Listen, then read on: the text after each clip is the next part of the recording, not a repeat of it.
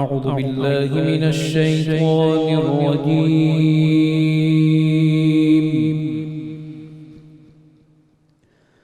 بسم الله الرحمن الرحيم.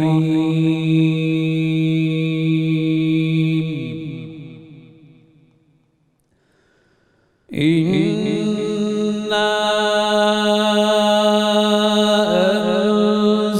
أنزلناه في ليلة القدر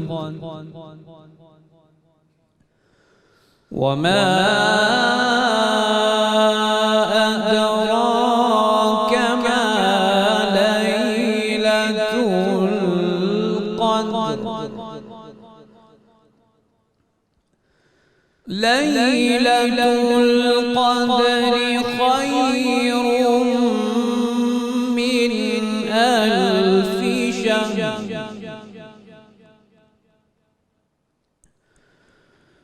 بسم الله الرحمن الرحيم. إنا أنزلناه في ليلة القدر وما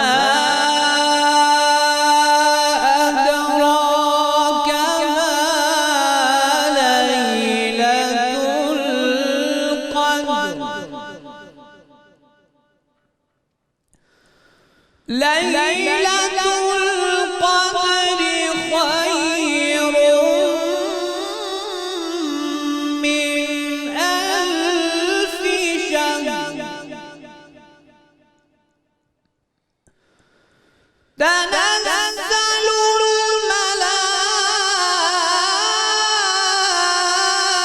الملائكة والروح فيها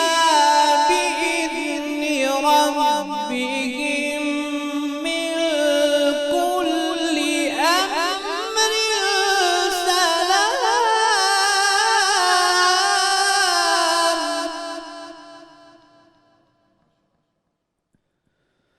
تنزل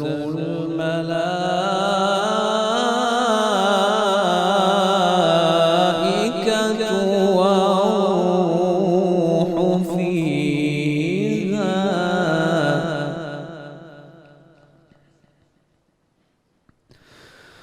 تنزل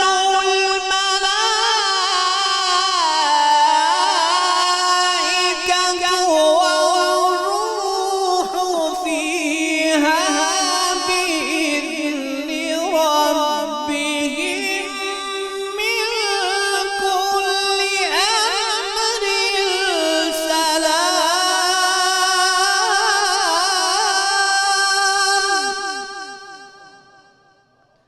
هي حتى مطلع الفجر. صدق الله العظيم. ماشاءاللہ جی ماشاءاللہ سبحان اللہ. ملک معروف قاری جناب قاری سید خالد حمید کاظمی صاحب تلاوت کلام پاک سے ہمارے قلوب منور فرما رہے تھے. بہت شکریہ. الحمدللہ رب العالمین والصلاة والسلام علی سید الانبیاء والمرسلین. اللہم صلی علی سیدنا و مولانا محمد وعلی آلہ واصحابہ وبارک وسلم وصلی علیہ. دنیا کے تمام دیکھنے والوں کو، تمام چاہنے والوں کو، تمام پیار کرنے والوں کو، اور جہاں جہاں تک اس وقت میری آواز کو سنا اور مجھے دیکھا جا رہا ہے، جنید اقبال کی جانب سے انتہائی محبت کے ساتھ السلام علیکم. ایک بار پھر ناظرین آپ کو میں پرکیف محفل میں، پر نور محفل میں، سحر کے اس موقع پہ رحمت رمضان میں دل کی گہرائیوں سے خوش آمدید کہتا ہوں. ناظرین کرام، یہ رمضان فضیلتوں کا جہان ہے، یہ رمضان رفعتوں کا آسمان ہے، یہ رمضان مغفرتوں اور بخششوں کا نشان ہے، یہ رمضان نعمتوں کی کان ہے، اور یہ رمضان اللہ تبارک و تعالیٰ کا ایک خاص احسان ہے. اس بات کو ذرا سمجھنے اور سوچنے کی نظری ضرورت ہے کہ اللہ تعالیٰ نے ہم پر اپنے حبیب کریم صلی اللہ علیہ وآلہ وسلم کے صدقے کتنا بڑا عظیم کرم کیا ہے. ہم اس کا اندازہ کر ہی نہیں سکتے۔ آپ یقین مانیے ناظرین، یہ پوری زندگیاں اللہ کے حضور سجدے میں گزر جائیں تو کم ہیں، یہ پوری زندگیاں اللہ کی حمد و ثنا بیان کرتے کرتے گزر جائیں تو کم ہیں۔ یہ سانسوں کی جو ڈور ہے نا ناظرین، اس ڈور میں ہر وقت اللہ کا ذکر چلتا رہے تو کم ہے۔ ہم اللہ تبارک و تعالیٰ کے کرم، اس کی عطا، اس کی مہربانیوں، اس کے فضل کا ہم کسی صورت بھی احسان اس بدلے کا یعنی اس احسان کا بدلہ چکا ہی نہیں سکتے جو پروردگار نے اپنے حبیب کے صدقے سے ہم پہ کیا ہے۔ کہ یہ رمضان ناظرین، فضل خداوندی کی نوید اسی رمضان میں ہے، اللہ کے حضور غلامی کی تجدید اسی رمضان میں ہے۔ یہی رمضان روزوں کی صورت بخشواتا ہے اور یہی رمضان قرآن کی صورت پال لگواتا ہے۔ اسی رمضان میں غمخواری کا صلہ جنت ہے اور اسی رمضان میں نوافل کی کثرت باعث رحمت ہے۔ اسی رمضان میں کریم کی طرف سے کرم کی 5 طاق راتیں عطا ہوئیں۔ اسی رمضان میں شب قدر کی صورت 1000 مہینوں سے بڑھ کر عبادت کی ساعتیں عطا ہوئیں۔ ناظرین کرام، اسی رمضان میں قرآن پاک کا نزول ہوا، اسی رمضان میں کرم کی انتہا کا نزول ہوا۔ یہی رمضان ہم گناہ گاروں کا، سیاہ کاروں کا سہارا ہے اور یہی رمضان گناہوں کے سمندر میں غرق ہونے والوں کا کنارہ ہے۔ ناظرین کرام، اس لطف و کرم کی یعنی یہ جو لطف و کرم اپنے حبیب کریم صلی اللہ علیہ وآلہ وسلم کے صدقے اللہ تعالیٰ نے کیا، ذرا سوچئے کہ اس لطف و کرم کی انتہا کو ذرا محسوس کیجئے کہ اللہ نے اپنے محبوب کے صدقے ہم پر کرم کی عظیم برکھا کو برسایا اور ہم گناہ گاروں کو، سیاہ کاروں کو شب قدر میں نیکیوں کا بمپر پرائز حاصل کرنے کا موقع عطا فرمایا۔ مبارک ہو ان کو جو شب قدر میں اللہ کے حضور جھکے چلے آتے ہیں۔ اسی رات فرشتے بھی شوق دیدار میں ان کی طرف کھچے چلے آتے ہیں اور آسمان سے قطار در قطار اتارے جاتے ہیں کہ شب قدر میں ہی ناظرین فرشتے جبرائیل علیہ السلام کی قیادت میں زمین پر کنکریوں سے زیادہ تعداد میں اترتے ہیں، ذکر و اذکار کرنے والوں، تلاوت قرآن پاک کرنے والوں اور قیام و سجود کرنے والوں کے گھروں میں پھرتے ہیں، سلام بھی بھیجتے ہیں وہ مومنین اور مومنات کے اوپر، رحمت خداوندی کو برساتے ہیں عبادت کرنے والوں کے سر پر، اور ناظرین کرام مصافحہ بھی کرتے ہیں وہ نیکوکاروں سے، عرضیاں بھی وصول کرتے ہیں وہ اللہ کے پیاروں سے۔ ذرا سوچئے، میں اس وقت آپ کو ایک بلا تمثیل بات عرض کروں کہ جتنے فرشتوں کی تعداد اس پوری دنیا میں، اس کائنات میں شب قدر کے موقع پہ اتاری جاتی ہے ناظرین، آپ اس کا تصور نہیں کر سکتے۔ یعنی مجھے بتائیے کہ کنکریاں اگر کوئی شخص یہ کہے کہ میں اس دنیا میں گن سکتا ہوں تو یہ ممکن نہیں۔ ارے دنیا تو چھوڑیے صاحب، اگر کوئی یہ دعویٰ کرے کہ کسی میں ایک ملک کی کنکریاں گن سکتا ہوں تو یہ ممکن نہیں ہے۔ ارے ملک بھی چھوڑیے، کوئی اگر یہ دعویٰ کرے کہ میں کسی شہر کی کنکریاں گن سکتا ہوں تو یہ بھی ممکن نہیں ہے۔ کوئی اگر یہ بھی دعویٰ کرے کہ میں کسی علاقے کی کنکریاں گن سکتا ہوں تو یہ بھی ممکن نہیں ہے۔ یعنی یہ تعداد کے اعتبار سے فرشتے جو اس دنیا میں اتارے جاتے ہیں ان کا حساب و کتاب ہی نہیں ہے صاحب کہ دنیا میں جتنی کنکریاں ہیں اس سے زیادہ تعداد میں اللہ تعالیٰ فرشتوں کو اس دنیا میں شب قدر کے موقع پر اتارتا ہے۔ اب وہ کرتے کیا ہیں صاحب؟ دیکھیں کمال بات تو یہ ہے نا کہ اللہ آپ سے کتنا لاڈ کرتا ہے، کتنا ناز کرتا ہے اپنے بندوں سے، کہ جب ایک گناہگار اپنے گناہوں کے بوجھ کو اپنے کاندھوں پہ اٹھانے کے بعد اللہ کے حضور حاضر ہوتا ہے اور اس تیقن سے کہ میرا رب مجھ پر کرم کرے گا، میرا رب مجھے معاف کر دے گا، میرا رب میری بخشش کر دے گا، میرا رب میرا پالن ہار ہے، وہ میرے گناہوں سے صرف نظر کرے گا اور میرے بہتے ہوئے آنسوؤں کی لاج رکھ کے میرے دامن کو کرم سے بھر دے گا، تو جس وقت بندہ ناظرین اللہ کے حضور شب قدر حاضر ہوتا ہے تو ان فرشتوں کو اللہ تبارک و تعالیٰ اس ڈیوٹی پر مامور کرتا ہے کہ جا کر میرے بندوں کو دیکھو کہ کون رکوع میں ہے، کون سجود میں ہے، کون میرے کلام پاک کی تلاوت کرتا ہے، کون ذکر و اذکار کرتا ہے، کون اپنے سجدوں کو طویل کرتا ہے، تو ان گھروں کا رخ فرشتے کرتے ہیں اور کس کی مائیت میں، کس کی امامت میں؟ حضرت جبرائیل علیہ السلام کی قیادت میں تشریف لاتے ہیں ناظرین۔ اور کمال یہ ہے کہ جبرائیل علیہ السلام تمام فرشتوں کے ساتھ ان گھروں پر جاتے ہیں، ان گھروں پر صرف جاتے ہی نہیں ناظرین بلکہ ان سے ملاقات بھی کرتے ہیں، اور صرف ملاقات ہی نہیں کرتے بلکہ آپ کو ایک مزے کی بات بتاؤں کہ جس طرح سے ہم یہ بلا تمثیل عرض کر رہا ہوں کہ انسان کے ساتھ جب ہاتھ ملاتا ہے، مصافحہ کرتا ہے تو اس مصافحے کا ایک لمس محسوس ہوتا ہے۔ اللہ تبارک و تعالیٰ یہ کرم کرتا ہے اپنے محبوب کے امتیوں پر کہ جبرائیل علیہ السلام فرشتوں کی مائیت میں تشریف لاتے ہیں اور ان تمام عبادت گزاروں سے باقاعدہ جا کر مصافحہ کرتے ہیں جو اللہ کی عبادت میں مشغول ہوتے ہیں۔ تو آج کی رات ناظرین ظاہر ہے یہ کل انشاءاللہ ممکنہ شب قدر آئے گی، کل انشاءاللہ تاک رات ہوگی. یہ ساری راتیں بڑی عظیم ہیں، لیکن جو شب قدر ہے ناظرین، اس کو اللہ تعالیٰ نے یہ فضیلت عطا کی ہے کہ فرشتوں کا باقاعدہ اس رات نزول ہوتا ہے خاص مقصد کے تحت. یعنی یہ رات کرم کی رات ہے، یہ رات عطاؤں کی رات ہے، یہ رات بخشش کی رات ہے، یہ رات توبہ کی رات ہے، یہ رات اپنے ماضی پر شرمسار ہونے کی رات ہے، یہ رات رب کو منانے اور اپنے آنسوؤں کو بہانے کی رات ہے، یہ رات اپنی انا کو فنا کرنے اور اپنے آپ کو اپنے رب کے حضور ڈھیر کرنے کی رات ہے.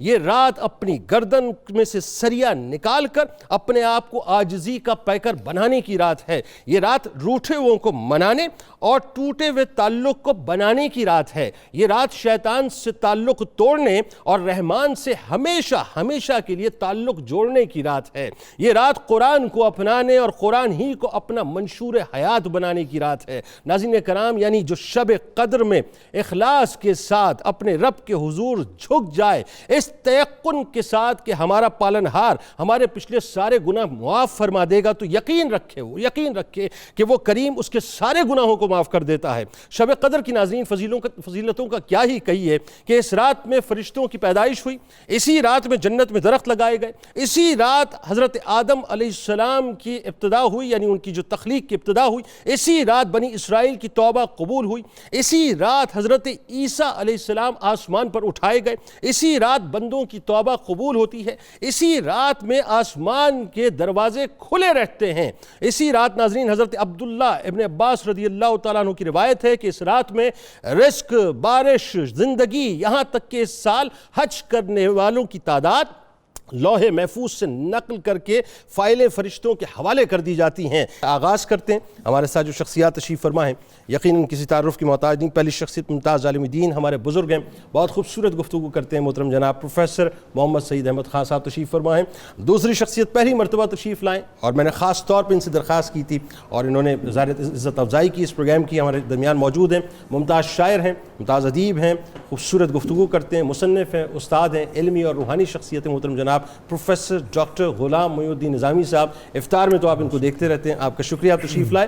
تیسری شخصیت ممتاز عالم دین یقیناً کسی تعارف کے محتاج نہیں ہے، بہت خوبصورت گفتگو کرتے ہیں، جناب پروفیسر بشارت صدیق ہزاروی صاحب تشریف فرمائیں. آپ کو بھی خوش آمدید. اور میرے ساتھ میرے دائیں جانب آپ کے ہمارے ہم سب کے بہت پسندیدہ ممتاز قوال، پرنس آف قوالی کہا جائے تو غلط نہ ہوگا، شیر میاداد خان صاحب اپنے ساتھیوں کے ساتھ موجود ہیں. تمام آپ کو السلام علیکم اور خوش آمدید. وعلیکم السلام.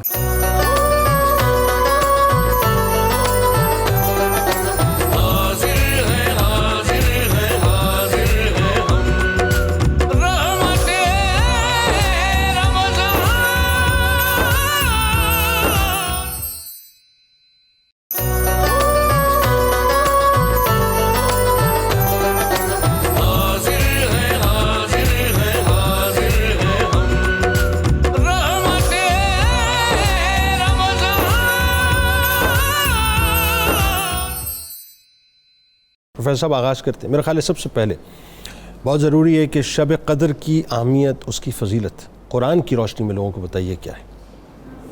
بسم اللہ الرحمن الرحیم. اللہم صلی علی محمد کما تحب و ترضی.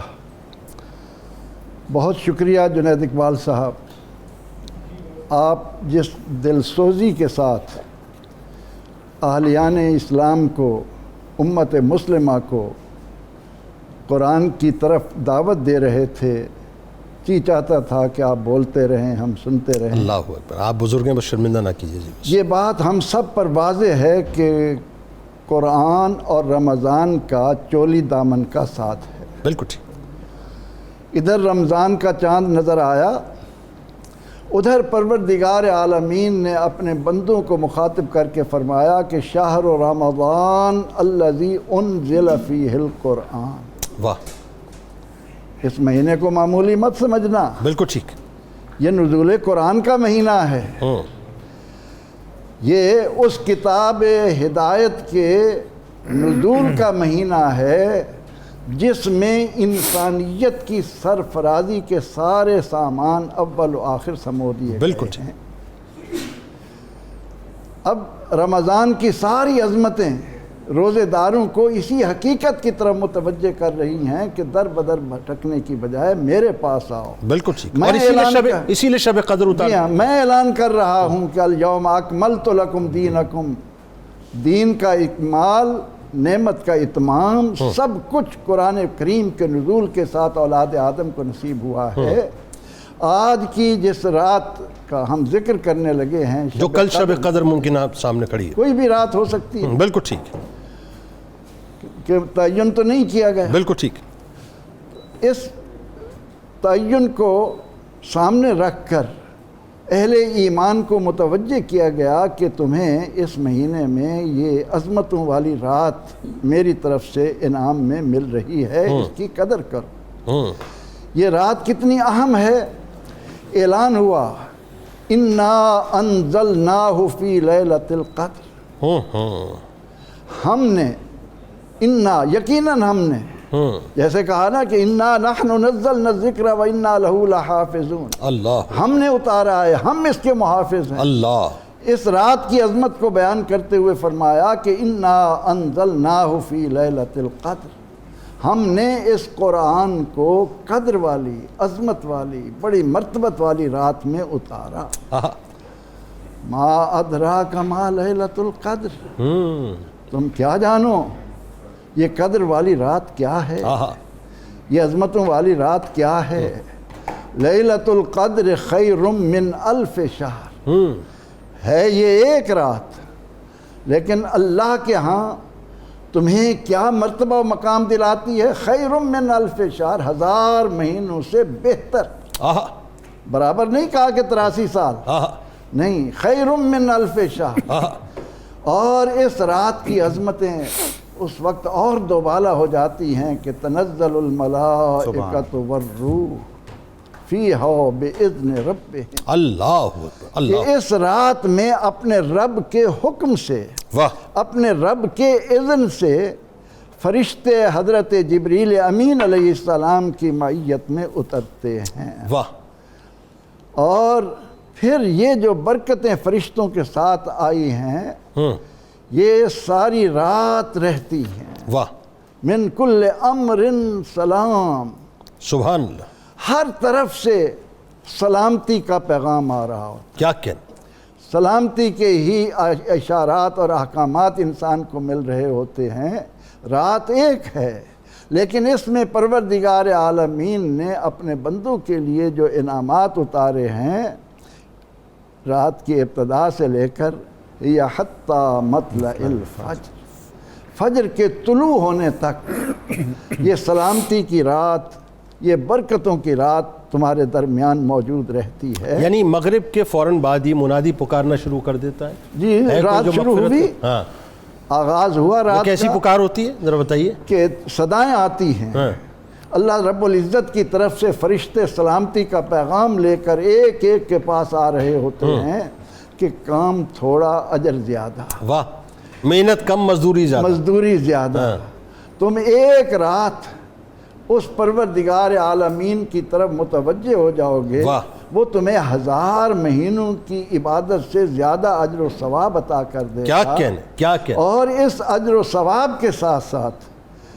جو بندہ مومن کے کانوں میں صدا گونجنی چاہیے وہ یہ کہ جس مہینے میں یہ قرآن نازل ہوا وہ مہینوں کا سردار بن گیا۔ واہ، جس رات کو یہ قرآن نازل ہوا وہ رات 1000 مہینوں سے افضل ہو گئی۔ واہ واہ، سبحان سبحان، کیا کہنے۔ جس ذات کو جبریل امین علیہ السلام نے آ کر یہ قرآن دیا وہ امام المرسلین ہیں۔ آہا، لہذا اے بندہ مومن، آج اس عظیم رات کی صورت میں تمہیں جو اللہ کی نعمت عظمیٰ میسر آ رہی ہے، اس کو اگر تم اپنے سینے میں بسا لو گے، اس کی کرنوں میں، اس کے نورانی جھرمٹ میں تم اپنے آپ کو لے جاؤ گے تو تم نہیں جانتے کہ اللہ تمہیں بھی کتنی عظمتوں سے نوازے گا۔ بے شک بے شک، بات آگے ہماری بڑھاتے ہیں۔ تمام تر عظمتوں کا راز قرآن سے منسلک ہونے۔ کیا کہنے، بات آگے بڑھاتے ہیں۔ ڈاکٹر صاحب، بڑا مجھے ایک اس خیال کو سوچتے ہوئے مجھے بہت لطف آتا ہے اور بڑا کیف آتا ہے کہ رسول کریم صلی اللہ علیہ وآلہ وسلم کے صدقے اور طفیل اللہ تعالیٰ نے ہمیں یہ رات، جو کچھ ملا انہی کے صدقے ملا، جو کچھ ملے گا ان کے صدقے ملا. لیکن جو خاص طور پر میں چاہتا ہوں یہ بتائیے کہ شب قدر جو امت محمدی صلی اللہ علیہ وآلہ وسلم کو عطا کرنے کی وجوہات کیا بنی، یہ ذرا سننے والوں کو. جی بالکل. جنید صاحب، سب سے پہلے تو یہ اللہ ہی کا حوصلہ ہے کہ اس نے اپنا محبوب ہمیں عطا فرمایا. اللہ اکبر. ورنہ کہاں کوئی محبوب دیتا ہے کسی کو. دوسری بات یہ ہے کہ رسول اللہ صلی اللہ علیہ وآلہ وسلم نے ایک خاص کیفیت میں جب بھی آسمان کو دیکھا یا جب بھی آپ کے قلب اطہر پر ہلکا سا بوجھ بھی پڑا تو اللہ تعالیٰ نے آپ کو انعام سے نوازا. اے محبوب ہم دیکھ رہے ہیں، اے محبوب ہم دیکھ رہے ہیں، جو آپ آسمان کی طرف بار بار دیکھتے ہیں. تو ایک بار آپ صلی اللہ علیہ وآلہ وسلم نے اپنے صحابہ کی نورانی محفل میں حوصلہ افزائی کے لیے اور اعمال صالحہ میں تشویق کے لیے ایک واقعہ سنا کہ بنی اسرائیل میں ایک بزرگ تھے، ان کا نام شمعون تھا. 1000 مہینے ان پر ایسے گزرے کہ وہ دن میں کمر بستہ ہو کر محو جہاد رہتے تھے اور رات میں وہ قیام کرتے تھے بارگاہ الہی میں. اللہ.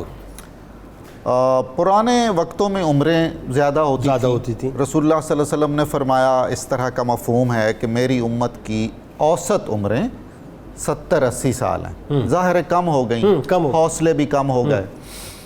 تو صحابہ کرام کو یہ خیال ہوا اور بعض نے آپ کی خدمت میں یہ عرض بھی کیا کہ یا رسول اللہ صلی اللہ علیہ وآلہ وسلم، ہماری تو زندگیاں بھی کم ہیں. بالکل ٹھیک. اور ہمارے کچھ بیماری کی نظر ہو جاتا ہے، کچھ کام دھندوں کی نظر ہو جاتا ہے، تو ہم اجر کو تو نہیں پہنچ سکیں گے. وہ تو اجر میں آگے نکل جائیں گے. جی ہاں. اب یہ وہ موقع ہے کہ رحمت عالم صلی اللہ علیہ وآلہ وسلم کو کبھی گوارا نہیں ہوتا کہ ان کے امتی کسی بھی مرحلے میں پیچھے رہ جائیں. واہ. ان کو نوازنے کے لیے آپ صلی اللہ علیہ وسلم نے، اللہ تعالیٰ نے آپ کو یہ عطیہ خاص عطا کیا.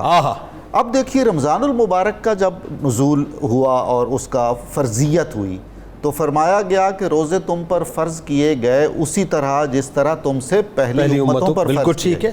بالکل ٹھیک ہے. یہ وہ نعمت دی گئی کہ جس کے ساتھ بطور خاص بتایا رسول اللہ صلی اللہ علیہ وسلم نے کہ بھائی یہ نہیں دی گئی اس سے پہلے کسی کو، یہ نہیں دی گئی. واہ واہ. اور کیا نعمت ہے جی کہ یعنی ہر سال اس کا اعادہ ہوتا ہے. واہ.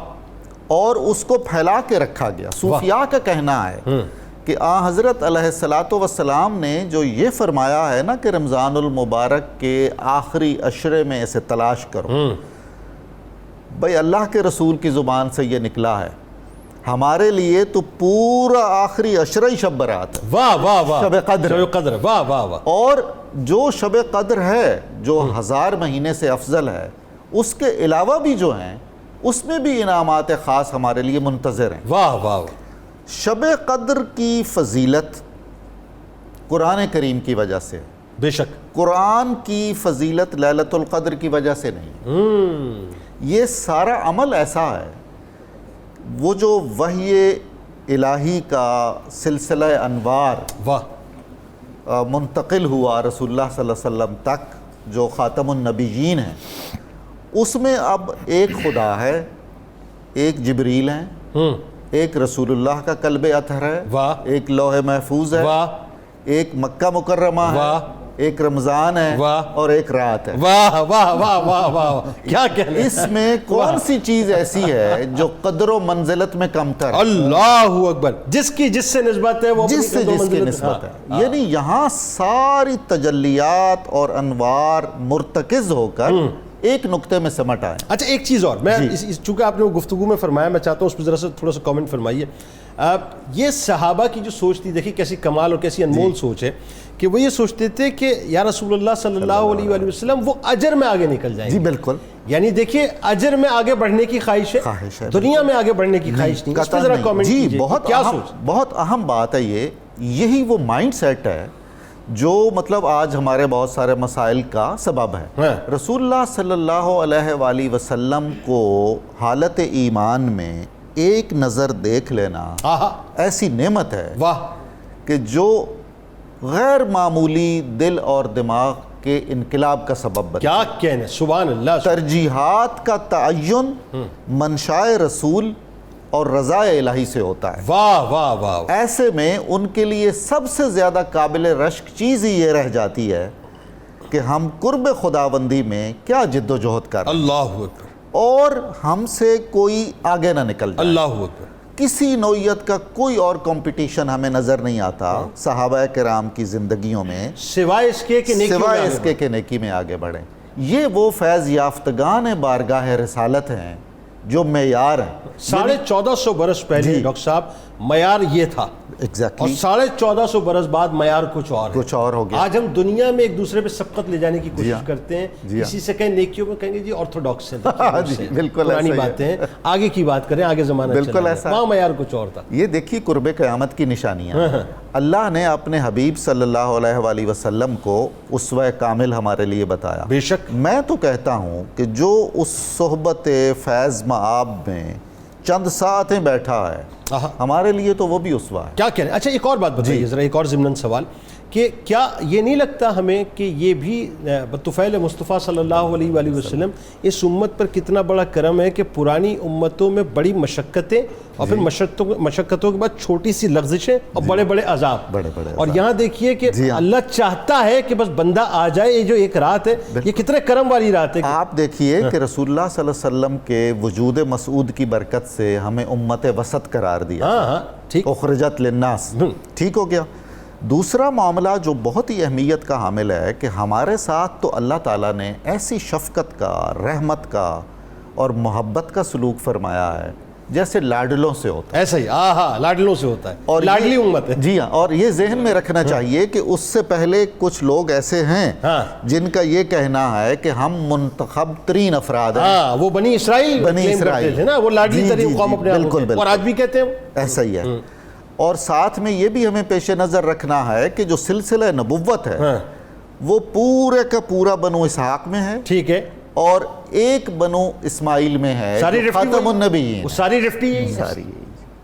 اور وہ ہستی ہے جس کا ورفعنا لک ذکر، اس کے سر پہ تاج ہے. اللہ اکبر. تو اس محبوب سے نسبت رکھنے والے ہر فرد کا بھی اللہ کی بارگاہ میں جو مرتبہ ہے اس کا کیا کہنے ہیں. واہ.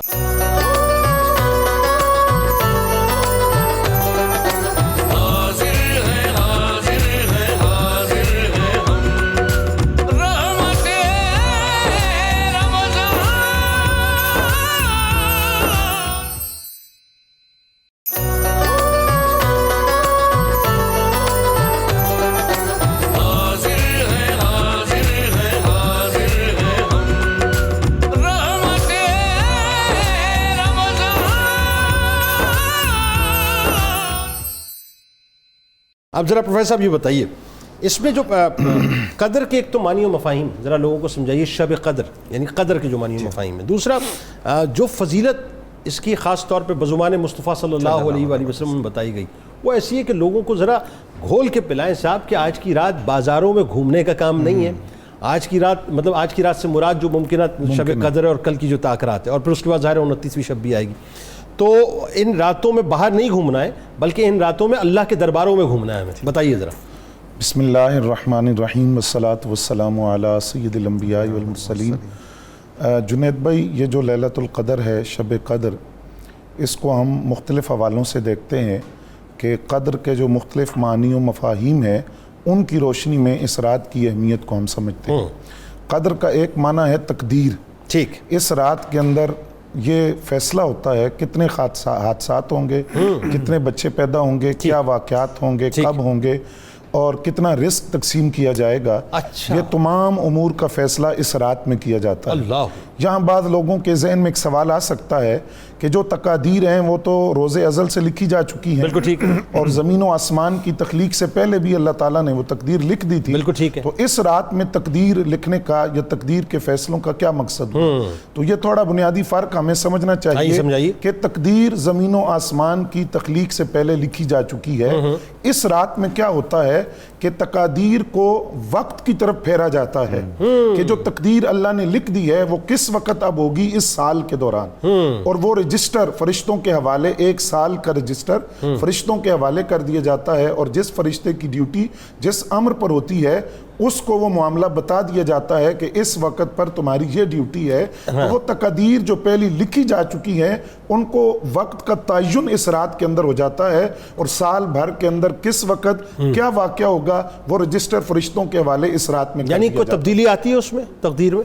جی نہیں، تبدیلی نہیں ہے. جو لکھا جا چکا ہے وہ فرشتوں کے حوالے کر دیا. وہ جو لکھا جا چکا ہے وہ انسان اس آٹو پر لکھے جائے، مطلب گئے ہوئے ہوتا ہے، یا جو انسان نے کرنا ہوتا ہے وہ اللہ تعالیٰ نے اپنے علم کے مطابق اس کو لکھا ہوا ہوتا ہے؟ ذرا فرق مجھے ذرا سمجھا دیجیے. دیکھیے یہ تقدیر کی بات سے نا تقدیر معلق اور مبرم کی طرف ہم چلے گئے ہیں. تو جو اس رات کا جو تعلق ہے وہ تقدیر کے ساتھ اس حوالے سے ہے کہ جو لکھا ہوا ہے اللہ نے، جو فیصلہ ہو اپنے علم کے مطابق کہ بندے نے یہ کرنا ہے، وہ مطلب بالکل وہ فرشتوں کے حوالے وہ رجسٹر کر دیے جاتے.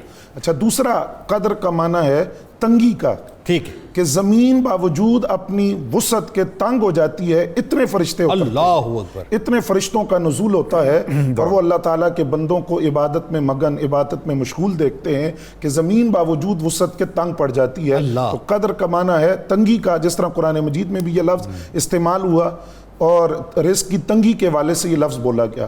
اور پھر یہاں قدر کا ایک معنی ویلیو اور شان کے معنی میں ہے، عزت کے معنی میں. جس طرح عموماً ایک جملہ بولا جاتا ہے فلاں بڑا قدر والا ہے، اس کی بڑی قدر ہے، قدر و منزلت قدر کرنی چاہیے. تو یہ عزت اور شان اور ویلیو کے معنی میں ہے کہ یہ ایسی رات ہے جس کا ہر لمحہ شان والا ہے، ہر لمحہ ویلیو والا ہے، ہر لمحہ عزت والا ہے، ہر لمحہ قدر والا ہے. جی بالکل. حضرت ابو بکر وراق رحمۃ اللہ علیہ کا بڑا خوبصورت قول ہے. آپ فرماتے ہیں یہ ایسی قدر والی رات ہے کہ قدر والی رات میں قدر والے فرشتے، قدر والی کتاب، قدر والے نبی کے سینے پر قدر والی امت کے لیے لے کر نازل ہوئے. اور تفسیر کبیر کے اندر امام فخر الدین رازی رحمۃ اللہ علیہ آپ فرماتے ہیں کہ قرآن مجید کی جو سورہ قدر ہے اس کے اندر یہ لفظ 3 مرتبہ آیا، لیلۃ القدر کا لفظ 3 مرتبہ آیا. تو یہ 3 قدر کی طرف اشارہ ہے، قدر والی کتاب، قدر والے نبی کے سینے پر، قدر والی امت کے لیے. یہ ان 3 چیزوں کی طرف اشارہ ہے. پھر جب ہم حدیث پر غور کرتے ہیں تو نبی اکرم صلی اللہ علیہ وسلم کا ارشاد گرامی ہے، آپ نے فرمایا کہ جبریل امین فرشتوں کو جھرمٹ میں زمین پر اترتے ہیں، اور جو بندہ جس حال میں عبادت میں مصروف ہوتا ہے اس کے لیے بخشش اور مغفرت لکھ دی جاتی ہے. وہ قیام کی حالت میں ہو، رکوع کی حالت میں ہو، سجدے کی حالت میں ہو، کسی بھی حالت میں عبادت میں مصروف ہو. اب یہاں ذہن میں ایک سوال آتا ہے کہ لیلۃ القدر کی تلاش کا حکم دیا گیا کہ ماہ رمضان کا جو آخری عشرہ ہے اس کی طاق راتوں میں لیلۃ القدر کو تلاش کرو، لیکن 27ویں کو زیادہ ترجیح کیوں دی جاتی ہے، اور 27ویں رات کی طرف اور اس شب کی طرف زیادہ توجہ کیوں دی جاتی ہے؟ اس کی وجوہات ہیں، قرائن ہیں. وہ قرائن کیا ہیں؟ حضرت عبداللہ ابن عباس رضی اللہ تعالیٰ عنہ سے پوچھا گیا کہ لیلۃ القدر آپ کے خیال میں، تو آپ فرماتے ہیں کہ اللہ رب العزت طاق ہے، طاق کے عدد کو پسند کرتا ہے، اور طاق عادات میں سے بھی 7 کے عدد کو پسند کرتا ہے. اس نے زمینیں بنائیں تو 7، آسمان بنائے تو 7، انسانی تخلیق کے احوال ہیں تو 7، رزق کی تقسیم کے احوال ہیں تو 7، ہفتے کے دن ہیں تو 7، سمندر بنائے 7، کعبے کے طواف میں چکر رکھے 7، صفا اور مروہ کی جو سعی ہے اس کے اندر جو چکر ہیں وہ 7 ہیں، اور 7 رشتے ہیں محرمات جن سے نکاح حرام ہے. تو فرمایا کہ 7 کا عدد طاق عادات میں سے اللہ کو بہت پسند ہے. اس بنیاد پر میں یہ کہتا ہوں کہ لیلۃ القدر آخری عشرے کی 7ویں رات ہے. اور پھر اسی طرح آپ کا یہ دوسرا قول ہے، آپ فرماتے ہیں لیلۃ القدر کا جو لفظ ہے یہ قرآن مجید میں 3 مرتبہ آیا ہے. ٹھیک. اور لیلۃ القدر کے جو حروف ہیں وہ 9 ہیں. 9 کو 3 سے ضرب دی جائے تو حاصل ضرب 27 آتا ہے. ٹھیک ہے. تو اس سے بھی آپ فرماتے ہیں کہ یہ قرینہ ہے کہ جو 27ویں شب ہے وہ لیلۃ القدر ہے. پھر اسی طرح آپ فرماتے ہیں کہ جو سورہ قدر ہے اس کے اندر ہیا ضمیر آتی ہے، اور ہیا ضمیر کا جو مرجع ہے یہ جدھر لوٹ رہی ہے وہ لیلۃ القدر کا لفظ ہے. اگر آپ سورہ قدر کو پڑھتے جائیں، الفاظ کو گنتے جائیں تو 27ویں نمبر پر جا کر ہیا کا لفظ آتا ہے جو سورہ قدر کی لیلۃ القدر کی طرف لوٹ رہا ہے. تو فرمایا کہ یہ قرینہ بھی بتاتا ہے کہ لیلۃ القدر جو ہے وہ 27ویں شب ہے. ان قرائن کی بنیاد پر ہم یہ بات کہہ سکتے ہیں کہ 27ویں شب ممکنہ طور پر یہ لیلۃ القدر ہے بزرگان دین کے اقوال کی روشنی میں. لیکن حکم یہی ہے کہ اس کو آخری عشرہ جو ہے اس کی طاق راتوں کے اندر لیلۃ القدر کو تلاش کیا جائے گا.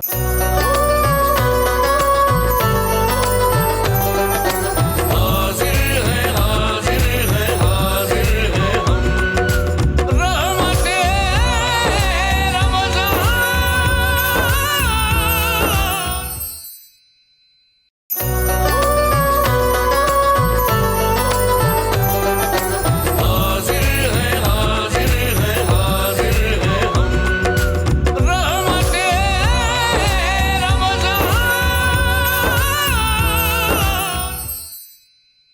پروفیسر صاحب آئیے ذرا یہ بتائیے، یہ جو ایک تجسس رکھا ہے اللہ نے ہمارے لیے کہ تلاش کرو کون سی رات ہے، اس کی وجوہات کیا ہیں یہ بتائیے، شب قدر کو واضح کیوں نہیں کیا؟ دوسری بات جو اس کی علامات ہیں اور عام مسلمانوں کو کیسے پتہ چلے کہ صاحب آج جو رات اس نے گزاری ہے، وہ جو ہوتا ہے نا کہ دل سے ذرا اٹھتی ہے بات کہ ہاں آج میں نے پا لی ہے، کیسے پتہ چلے؟ اللہ رب العزت اپنے بندوں پر بے حد مہربان ہے۔ میں جب اس کا ذاتی نام ڈھونڈتا ہوں تو اس کے ساتھ رحمان اور رحیم پاتا ہوں۔ بسم اللہ الرحمن الرحیم، واہ الحمدللہ رب العالمین الرحمن الرحیم۔ واہ، اس رحمان و رحیم نے اپنی رحمت کے بہانے بنائے ہیں۔ سبحان، وہ اگر چاہتا متعین کر دیتا، بالکل، اس سے یہ ہوتا کہ مجھ جیسے گناہگار سرکش ہو جاتے۔ اللہ اکبر۔ وہ کہتے کہ ساری زندگی گناہوں میں گزارو اور زندگی میں ایک دو راتیں مل گئیں تو سارا کام بن جائے گا۔ اللہ، اس لیے اللہ رب العزت نے اپنی حکمتوں کے تحت اس رات کو واضح نہیں رکھا ٹھیک، کہ ڈھونڈو، اور پھر اس کا کرم دیکھے۔ ابھی ہزاروی صاحب محترم بڑے خوبصورت انداز میں قدر کی تشریح کرتے ہوئے بتا رہے تھے، اور آپ نے بھی بڑے پیارے انداز میں اس کی رحمتوں کا ذکر کیا۔ میں سوچ رہا تھا کہ اللہ تعالیٰ نے فرمایا تنزل الملائکہ، اب ملائکہ میں الف لام ہے، ٹھیک، اور الف لام استغراق کا بھی ہوتا ہے۔ ٹھیک ہے، اس کا معنی یہ بنتا ہے کہ اللہ رب العزت جب یہ رات بندوں کو عطا کرتا ہے تو آسمانوں کو فرشتوں سے خالی کر دیتا ہے۔ اللہ اللہ اللہ کنکریم کا ذکر آیا نا، آئے ہائے آئے ہائے، لیکن اس سورہ مبارکہ کا یہ لفظ عربی کا بتا رہا ہے کہ جبریل امین علیہ السلام سارے فرشتے لے کر ہماری دعاؤں پر آمین کہنے کے لیے، اب یہ ہمارا عمل ہے کہ ہم اس حد تک ہائے جاتے ہائے ہیں۔ ہائے ہائے ہائے، اللہ، ایک روایت میں جب یہ پڑھ رہا تھا وہ کیا؟ کہ نبی اکرم رحمت عالم صلی اللہ علیہ وسلم اعتکاف میں ہیں، باہر تشریف لائے، ٹھیک، دیکھا کہ دو صحابہ آپس میں کسی بات پر الجھ رہے، ٹھیک، واپس تشریف لے ٹھیک گئے۔ ہے، صبح کو فرمایا کہ رات ہم اپنے خیمے سے اس لیے باہر آئے تھے کہ تمہیں بتا دیں کہ وہ رات کون سی ہے، اچھا، لیکن دو بندوں کے الجھنے کی وجہ سے، آپس کے نزاع کی وجہ سے اللہ نے اب یہ اٹھا لی ہے، اب تم اس کو رات آخری عشرے کی طاق راتوں میں تلاش کرو۔ اللہ اکبر۔ اس سے یہ بھی اندازہ لگائیں کہ ہمارے باہمی جھگڑے ہمیں اللہ کی کتنی رحمتوں سے دور کر دیتے یعنی ہیں۔ یہ امت کے سکھانے کے لیے ہے، امت کے بنیادی طور سکھانے پہ کے کہ ہماری لیے برکتیں کتنی اٹھ جایا کرتی ہیں۔ برکتیں کتنی اٹھ جایا کرتی ہیں، اور آج کے تناظر میں زور دے کر یہ بات عرض کروں گا کہ امت پر رحم کرو، لیڈرو امت پر رحم کرو۔ جتنا نزاع بڑھاتے چلے جاؤ گے اتنے اللہ کی رحمت سے دور ہوتے ایسا چلے ہی، جاؤ گے۔ بالکل صحیح، پروردگار عالمین نے اپنا بڑا نام اسم اعظم قرآن میں رکھا، تعین نہیں کیا۔ ٹھیک، اس نے جمعہ میں ایک ساتھ رکھی، اس کا تعین نہیں کیا۔ نمازوں میں صلاۃ وسطیٰ رکھی، تعین نہیں کیا، تاکہ ہمارے اندر جس قدر خلوص کے ساتھ تجسس بڑھتا چلا جائے گا، اس کی رحمتوں کا وفور، اس کی رحمتوں کی کثرت ہم پر برستی چلی جائے گی، اور اس پروسیس میں انسان نیکیاں کماتا جائے گا، رب خوش ہوتا جائے گا کہ میرے بندے کی جھولیاں بھر رہی ہیں، میرے بندے جھولیاں بھرتے چلے جائیں۔ ورنہ تو ایک ہو جاتا بھئی فلاں رات ہے، بس اس رات میں 800 سال سے زیادہ، آپ دیکھیں خیر من الف شہر، کتنا زیادہ ہے۔ بالکل صحیح، اس نے واضح نہیں کیا، بالکل ٹھیک، لیکن جب اس کے کرم پر ہم نظر ڈالتے ہیں تو اس کے خزانوں کی وسعت کا کوئی اندازہ نہیں لگا سکتا۔ حضور سید عالم صلی اللہ علیہ وسلم کا ایک فرمان ہم نے انٹرمیڈیٹ کے طلباء کو ہمیشہ پڑھایا کہ اگر تمام جن و انس اول سے لے کر آخر تک کسی کھلے میدان میں کھڑے ہو جائیں ٹھیک، اور وہ دامن پھیلا پھیلا کر اللہ سے جو کچھ مانگتے جائیں اللہ انہیں عطا کرتا چلا جائے، تو اللہ رب العزت فرماتا ہے کہ سارے جنوں کو، سارے انسانوں کو ان کی مانگی ہوئی ساری چیزیں دینے کے بعد میرے خزانے میں اتنی بھی کمی نہیں آتی جتنی سمندر میں سوئی ڈبو کر نکالنے سے۔ ہائے ہائے ہائے ہائے ہائے ہائے، وہ سوئی پہ جو تری لگتی ہے، سوئی میں جو تری لگتی ہے اتنی بھی میرے رحمت کے خزانوں میں کمی نہیں آتی، اس لیے اس نے اپنی رحمت کی طرف ہمیں بلایا ہے۔ اور پھر یہ کہ ہم علامات کا بتائیے، کیسے جانیں؟ ہاں علامات۔ اب اس کے لیے ہمیں جو علامات سرور دو جہاں صلی اللہ علیہ وسلم کی ارشادات اور بزرگان دین کے تجربات کی روشنی میں ملے، جب یہ رات آتی ہے تو اس رات کا سورج جب غروب ہونے لگتا ہے تو اس کی شعاعیں نہیں رہتی، طلوع ہونے جب لگتا ہے، طلوع ہونے لگتا ہے جب غروب ہونے لگتا ہے، اچھا ٹھیک، وہ یعنی رات تمازت، اس کی تمازت میں وہ جو شعاعیں تیزی ہوتی ہے، وہ مٹھاس ہوتی ہے، وہ رات نہ زیادہ گرم ہوتی ہے نہ زیادہ ٹھنڈی ہوتی ہے، ٹھیک، معتدل ہوتی ہے، معتدل رات ہوتی ہے۔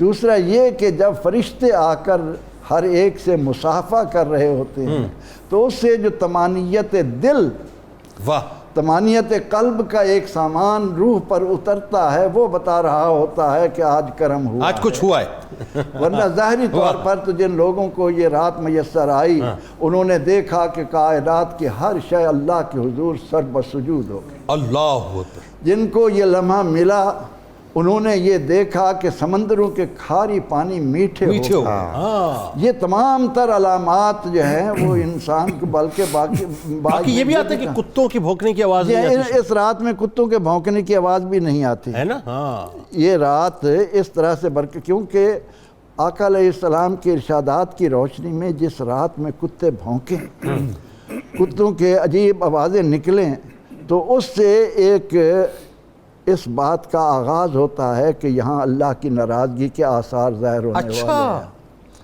ہیں۔ اس لیے یہ رات پوری طرح سے رحمت بن کر انسان کے لیے آتی ہے، اور انسان اب اپنی ہمت اور استطاعت کے مطابق اپنا دامن اس نے بھرنا ہے۔ اچھا، اب اس میں ڈاکٹر صاحب یہ جو کینوس ہے بہت بڑا ہے کہ کن کی مغفرت ہونی ہے، کن کی بخشش ہونی ہے، تو میں چاہتا ہوں پہلے ذرا اس کینوس پہ آپ کلام کیجئے تاکہ وہ لوگوں میں ذرا سے موٹیویشن بھی ہو کہ ہمیں کیا کچھ کرنا چاہیے، کیونکہ ظاہر اس کا دائرہ بہت وسیع ہے۔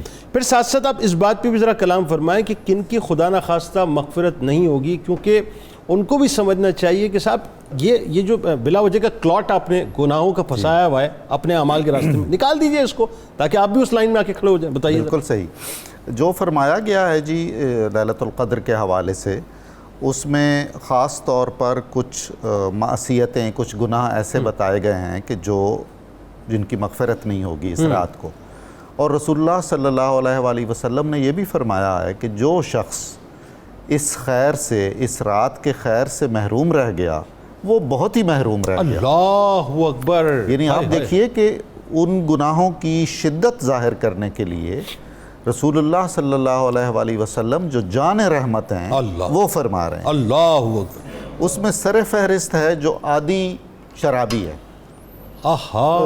اور جو شراب کا کاروبار کرتا ہے، خرید و فروخت کرتا ہے۔ اللہ، اب شراب ام الخبائث ہے، بالکل ٹھیک ہے، خرابیوں اور گناہوں کی جڑ ہے، یہ وہ زینہ ہے جو آگے بہت سارے گناہوں کو، کبیرہ گناہوں کی طرف لے جاتا ہے۔ یعنی انسان جب شراب پیتا ہے تو وہ شیر کی طرح دھاڑتا ہے، لومڑی کی طرح چالاک ہوتا ہے، پھر خدا نخواستہ خنزیر کی طرح جو ہے بے حیا و بے شرم ہو جاتا ہے۔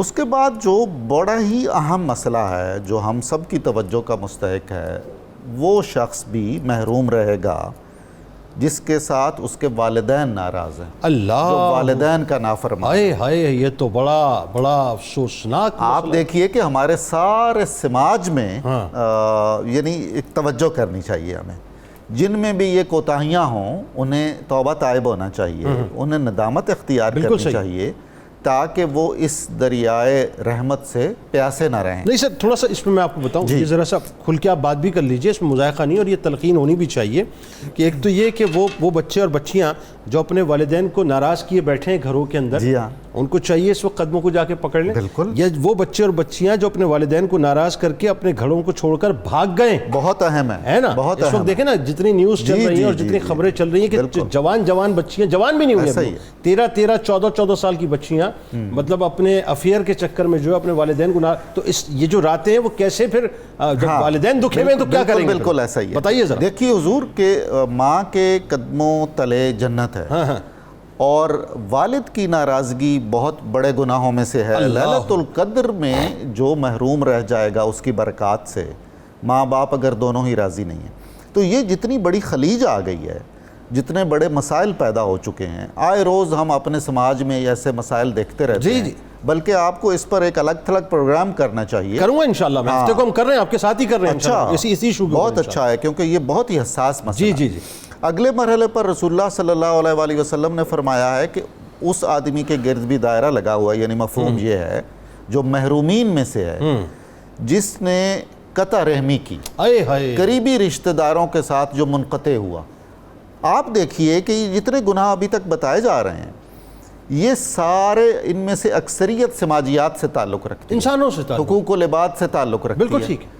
اور اللہ کو، یعنی اللہ کو ہم سب کی نیکیوں کا معاذ اللہ کیا فائدہ ہے. کیا بات آپ کر رہے ہیں، واہ واہ واہ، کیا اچھی بات. مطلب ایک معیاری معاشرہ قائم کرنے کے لیے رسول اللہ صلی اللہ علیہ وآلہ وسلم کے نام لیواؤں میں امن، سکون، چاہت، ایک دوسرے کا تعلق قائم کرنے کے لیے یہ نشانیاں بتائی گئی. یعنی آپ دیکھیے اللہ نے یہ نہیں فرمایا جو بے نمازی ہے آج اس کی بخشش نہیں ہوگی، جو روزہ دار نہیں ہے اس کی بخشش نہیں ہوگی، جو قرآن نہیں پڑھتا اس کی بخشش نہیں ہوگی. حقوق اللہ اس میں کوئی نہیں، حقوق اللہ کا تعلق ہے نہیں. بھائی شرابی شراب پی کے دوسروں کو تنگ کرتا ہے اس لیے مطلب اس کی معافی نہیں ہوگی.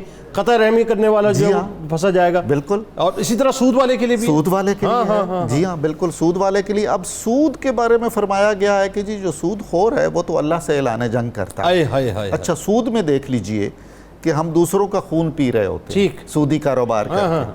اور اب جو ہمارا نظام ہے اس میں کہاں سود نہیں ہے. بالکل صحیح. اس کا مطلب یہ ہوا کہ معاذ اللہ ہم ایسا ایک معاشرہ ہے جس نے کھلم کھلا ایک بغاوت کر رکھی ہے. بالکل ٹھیک. اور اللہ سے اعلان جنگ کر رکھا. یہ جتنے گناہ بتائے گئے ہیں ان میں سے ہم اگر ندامت محسوس کریں اور شرمندگی محسوس کریں تو وہ جو اقبال نے کہا تھا کہ اللہ تو اتنا کریم ہے، موتی سمجھ کے شان کریمی نے چن لیے، قطرے جو تھے میرے عرق انفعال کے. ندامت کا پسینہ تو اللہ کی بارگاہ میں یوں قبول کیا جاتا ہے جیسے موتیوں کا تحفہ. واہ واہ واہ. تو یہ توجہ بھی رسول اللہ صلی اللہ علیہ وسلم نے اسی حکمت کے تحت دلائی ہے ہماری کہ بھائی یہ وہ معاملات ہیں، آپ اس کو ٹھیک کر لیجئے اور شرمندہ ہو جائیے، توبہ تائب ہو جائیے. اب میں جو عرض کر رہا ہوں کہ ہم مدینہ منورہ کو، جہاں ہماری محبتوں کا مرکز ہے، جو ہماری مطلب کوئی سمجھ نہیں آتی کہ اس کو کیا کہا جائے، اس شہر مقدس نے جو معاشرہ قائم کیا تھا، اس معاشرے کے خد و خال اللہ تعالیٰ کو بھی بہت عزیز ہیں. واہ. جس خطہ ارضی میں، جس جغرافیائی وحدت میں معاشرہ مدنی کے خد و خال ہوں گے اور وہ خوشبو ہوگی، اس پر اللہ تعالیٰ کا مہر رحمت ہے. یعنی یہاں نعرہ نہیں چلے گا کہ مدینے کی ریاست کا پرتاؤ بنانا ہے، یا مدینے کی ریاست کا پرتاؤ بنانا ہوگا. جی بنانا ہوگا بالکل. اور اس میں آپ کوکٹیل نہیں ہو سکتے. نہیں ہرگز. یا تو آپ مدنی سرکار کے ہو جائیے یا پھر معاذ اللہ آپ دنیا کی سرکار کے ہو جائیے. اچھا یہ جو گناہان ہیں جن کا محرومین کا ذکر ہو رہا ہے، ان میں نمود و نمائش والے معاملات کوئی نہیں ہے. بالکل ٹھیک. یہ تو دل سے کرنا پڑے گا. یہ تو دل سے کرنا پڑے گا. بالکل ٹھیک. بالکل ٹھیک. ایسا قطعاً کوئی نہیں ہے کہ جی آپ وہ ایک کور کر لیں. بالکل ٹھیک. اور جناب ایک ریاکاری کر لیں. اور اللہ کے ساتھ ہم جو ریاکاری کرتے ہیں اور نمود و نمائش کرتے ہیں تو ہمیں شرم نہیں آتی کہ ہم کس سے یہ کاروبار کرنا چاہ رہے ہیں. ریاکاری تو شرک اصغر فرمایا نا. جی ہاں شرک اصغر ہے. بالکل شرک اصغر ہے. اچھا اب جو مختصراً تاکہ بات ہم آگے بڑھائیں کہ وہ جو دائرہ بہت بڑا ہے اس دائرے پہ بھی تھوڑا سا کامنٹ کر دیجئے کہ جن کی مغفرت اور بخشش ہوگی. حضور وہ تو پھر بہت ہی بڑا ہے نا.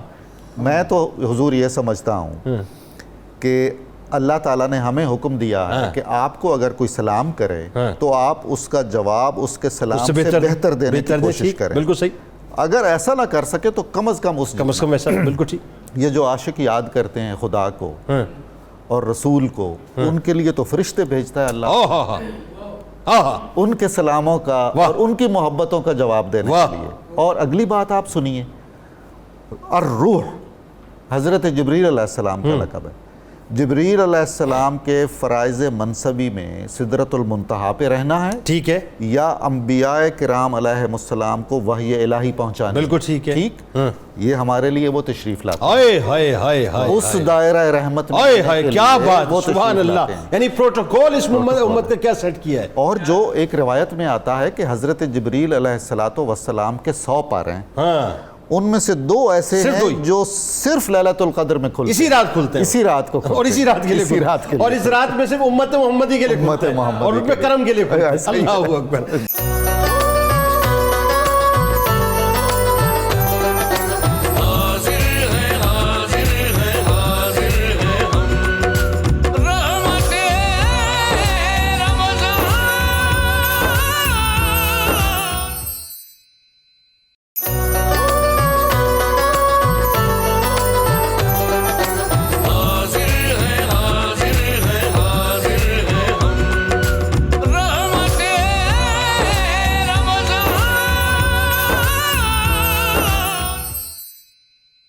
پروفیسر صاحب یہ بتائیے کہ یہ تو ظاہر بات ہو گئی، لیکن اس میں اب ایک اگلا جو پہلو ہے وہ بڑا مزیدار ہے، اور وہ یہ کہ اس رات کا تعلق ظاہر ہے اور اس پورے رمضان کا تعلق قرآن پاک سے، اور قرآن پاک کا تعلق میرے آپ کے مصطفیٰ کریم صلی اللہ علیہ وآلہ وسلم کے قلب اطہر سے ہے۔ یعنی جس قرآن کو اللہ پہاڑ پہ نازل فرماتا ہے وہ ریزہ ریزہ ہو جاتا، لیکن کیا قلب مصطفیٰ صلی اللہ علیہ وآلہ وسلم کی شان ہے کہ چنا گیا آپ کو اس کام کے لیے۔ اچھا، قرآن کا نزول کس طرح ہوا یہ لوگوں کو بتائیے، اور شب قدر ہی کو خاص طور پہ جو اللہ تبارک و تعالیٰ نے نزول قرآن کے لیے کیوں چنا، اس پہ ذرا گفتگو کرتے ہیں۔ جنید بھائی، قرآن مجید فرقان حمید میں نزول قرآن کے حوالہ سے 2 لفظ استعمال ہوئے ہیں، انزلنا اور نزلنا۔ ٹھیک، ان دونوں الفاظ سے قرآن مجید کے نزول کے جو بنیادی مراحل ہیں ان کا تعین ہو جاتا ہے۔ انزلنا سے مراد یہ ہے کہ قرآن مجید یک بارگی ایک ہی لمحے میں مکمل قرآن مجید لوح محفوظ سے آسمان دنیا میں بیت العزہ کی طرف نازل ہو گیا، ٹھیک، یک بارگی۔ ٹھیک، اور نزلنا سے مراد یہ ہے کہ قرآن ٹھہر ٹھہر کر تدریجاً کم و بیش 23 سال کے عرصہ میں قلب مصطفیٰ صلی اللہ علیہ وسلم پر نازل۔ سبحان اللہ، یعنی تو اب اس سے دو ظاہری مرحلے، عمر 40 برس سے لے کے 63 برس تک۔ جی بالکل، 2 مرحلے ہمارے سامنے آگے، ایک ہے یکبارگی قرآن مجید کا نزول، اور ایک ہے تدریجاً ٹھہر ٹھہر کر۔ یہ قرآن مجید کی خصوصیات میں سے ہے کہ یہ دونوں طرح نازل ہوا ہے، یکبارگی بھی نازل ہوا اور تدریجاً بھی نازل ہوا۔ واہ واہ۔ پھر اس میں دوسری بات ہمیں یہ ذہن میں رکھنی چاہیے کہ جو اس کا تدریجاً نزول ہے 23 سال کا عرصہ ہے، اور جو اس کی یکبارگی نزول ہے وہ ایک لمحہ ہے، اور وہی ایک لمحہ ہے جس نے اس رات کو شب قدر بنایا ہے، وہی ایک لمحہ ہے جس نے اس رات کو 1000 مہینوں سے بہتر قرار دیا ہے۔ اسی ایک لمحے نے جب وہ قرآن مجید یکبارگی آسمان دنیا پر نازل ہو رہا تھا، اسی ایک لمحے نے اس رات کی عبادت کو 83 سال کی عبادت کے برابر قرار دیا۔ اللہ، یعنی وہ یوں کہیے کہ قدرت نے قرآن پاک کا یا کلام الہی کا ڈیٹا ایک ہی لمحے میں قلب مصطفیٰ صلی اللہ علیہ وآلہ وسلم میں ٹرانسفر کر دیا، ایسا ہی تدریجاً۔ اب جو تدریجاً نزول ہے قرآن مجید کا، اس کی حکمت کیا ہے؟ جب ہم اس کی حکمت پر غور کرتے ہیں تو اللہ تعالیٰ کی شان کریمی اور اپنے حبیب صلی اللہ علیہ وسلم کے غلاموں پر اور امتیوں پر شفقت کا ایک عجیب پہلو نظر آتا ہے۔ وہ یہ ہے کہ جو تورات ہے وہ یکبارگی نازل ہوئی، اور یکبارگی نازل ہونے میں کیا ہوا کہ سارے احکام اکٹھے بنی اسرائیل کو دے دیے گئے کہ تم نے یہ بھی کرنا ہے، یہ بھی کرنا ہے، یہ بھی کرنا ہے۔ نتیجتاً کیا ہوا کہ وہ سارے احکام جب اکٹھے آئے تو وہ سارے احکام پر عمل نہ کر سکے، اور اس کے بدلے میں اللہ تعالیٰ کی طرف سے وہ عذاب کا شکار ہوئے۔ لیکن نسبت رسول کا صدقہ اس امت کو اعزاز ملا، تدریجاً قرآن نازل ہوا، پہلے نماز کا حکم آیا، پھر روزے کا آ گیا، پھر زکوٰۃ کا آ گیا، پھر جہاد کا آ گیا، حج کا آ گیا۔ وجہ کیا تھی کہ امت مشقت میں نہ پڑے، تدریجاً احکام آتے جائیں، یا ان پر عمل کرتے جائیں اور جنت کا مستحق۔ واہ، یعنی اس کی مصلحت یہ تھی بنیادی طور پر۔ پھر تدریجاً نزول کے والے سے آپ یہ بات بھی دیکھیں کہ قرآن مجید کے نزول کے والے سے نبی علیہ السلام کی عظمت کا ایک پہلو یہ بھی سامنے آتا ہے کہ وحی کے نزول کے والے سے، نزول قرآن کے والے سے نبی علیہ السلام کو یہ حکم نہیں دیا گیا کہ جب قرآن نازل ہوگا تو آپ نے فلاں مقام پر آنا ہے، اور فلان جگہ پر آنا ہے وہاں قرآن نازل ہوگا. نہیں, یہ عظمت رسول کا یہ پہلو ہے نزول قرآن کے والے سے. فرمایا حبیب آپ بدر میں ہوں گے نا تو قرآن وہاں اترے گا, آپ احد میں ہوں گے تو قرآن وہاں اترے گا, حنین میں ہوں گے تو قرآن وہاں اترے گا, مکہ کے بازاروں میں ہوں گے تو قرآن وہاں اترے گا, عائشہ صدیقہ سلام اللہ علیہا میں ہوں گے وہاں بھی قرآن اترے گا, کے کوثاروں میں ہوں گے تو قرآن وہاں اترے گا, خلوت میں ہوں گے تو قرآن وہاں اترے گا, جلوت میں ہوں گے تو قرآن وہاں اترے گا. تو نزول قرآن کے والے سے عظمت رسول صلی اللہ علیہ وسلم کا یہ پہلو کہ آپ سے یہ نہیں فرمایا گیا کہ آپ فلاں مقام پر آئیں تو وہاں قرآن ملے گا. پھر تدریجاً نزول قرآن کی جو حکمت ہے وہ حکمت یہ بھی ہے کہ صحابہ کرام مختلف حوالوں سے نبی علیہ السلام سے سوال کرتے تھے, جواب رب کی طرف سے آتا تھا. پھر یہ بھی کہ مشرکین جو اعتراض کرتے تھے یا دوسری اقوام جو تھی جو مذہب باطل تھے وہ جو اعتراض کرتے تھے نبی علیہ السلام کی ذات گرامی قدر پر, تو وقتاً فوقتاً وہ جواب اللہ تعالیٰ کی طرف سے آتا تھا. پھر دوسری بات اس کے ساتھ یہ بھی کہ عرب معاشرے کے اندر جو برائیاں تھیں, جو یوں کہیں کہ ان کی سرشت کے اندر یا طبیعت کے اندر رچ بس گئی تھی, تدریجاً اللہ تعالیٰ نے احکام نازل کر کے ان رسومات کا خاتمہ کر دیا. مثلا شراب کے والے سے جو حکم آیا وہ تدریجاً آیا, وہ 3 مرحلوں میں آیا اور شراب کو حرام قرار دے دیا گیا. تو یہ بھی تدریجاً قرآن مجید کے نزول جو تھا اس کے والے سے یہ حکمت تھی. اور پھر قرآن نے خود تدریجاً جو نزول قرآن ہے ٹھہر ٹھہر کر نجمن ٹھہر ٹھہر کر اس کی ایک حکمت یہ بیان کی کہ اے حبیب آپ کے دل کو تقویت ملے. کیونکہ جب بھی نبی علیہ السلام وہ مکی زندگی کے 13 سال ہوں یا پھر مدنی زندگی کے 10 سال ہوں, نبی علیہ السلام کو اگر کفار و مشرکین کی طرف سے یا دوسرے دشمنان اسلام کی طرف سے کوئی تکلیف پہنچتی, دکھ پہنچتا, آپ دکھ کی اس گھڑی میں گھر پہنچتے تو جبریل وہی لے کر آ جاتے, قرآن مجید کی آیات لے کر آ جاتے. تو خود قرآن بیان کر رہا ہے کہ تدریجاً قرآن اس لیے نازل کیا کہ حبیب آپ کے دل کو تقویت پہنچتی ہے اور آپ کے دل کو قرآن کے ساتھ وہ انس اور محبت اور الفت ملتی ہے. کیا ناز کے انداز ہے رب کے اپنے. بنیادی طور پر ہمارے سامنے 2 مرحلے ہیں. ایک جو شب قدر کی نسبت ہے وہ اس حوالے سے ہے, ناظرین کے ذہن میں رہنا چاہیے کہ اس رات کے اندر مکمل قرآن آسمان دنیا پر بیت العزہ کی طرف لوح محفوظ سے بھیجا گیا. اللہ اکبر, سبحان اللہ سبحان اللہ سبحان اللہ.